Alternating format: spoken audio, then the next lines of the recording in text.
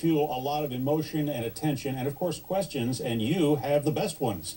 Christy Paul is here now. We're looking to answer some of those great questions today. That was a great way to put it, Chuck, because there is something new every day, it seems. Correspondent Jean Casares is getting us all the information. She's from In Session on our sister network, True TV. She's been live in Peru. She's answering your questions today. Jean, thanks so much for being with us. I want to start off with a call from Roxanne in Arizona. Hi, Roxanne. Go ahead. Hi. Yes, I have two questions. Have the authorities determined was she wearing her jeans when she was beaten to death?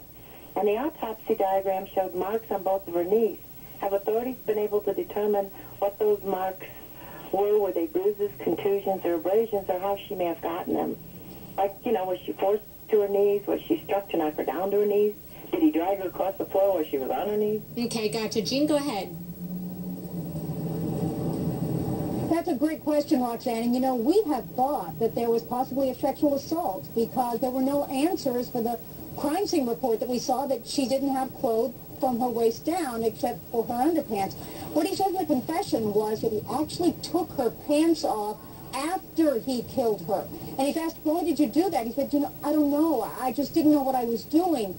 And that's what he said he did. So it was after the killing. As far as all the bruises on her, and there are so many bruises, that's going to be part of the autopsy report, not released yet.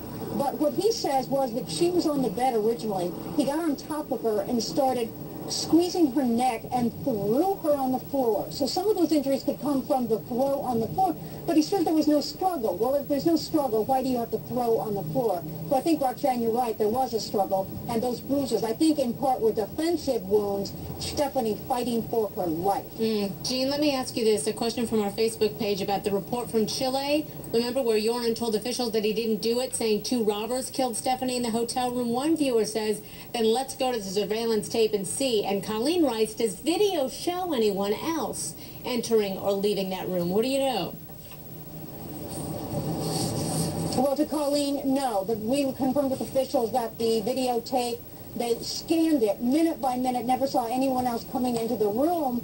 But it's a good question because we actually got our hands on that Interpol report. Also, it was a police report out of the Chile area. And he did say when he was first arrested, he had this story that armed robbers came into the room. They had them at knife point, gun point. He left to try to get some money. He thought he wanted to flee at that point, but he came back.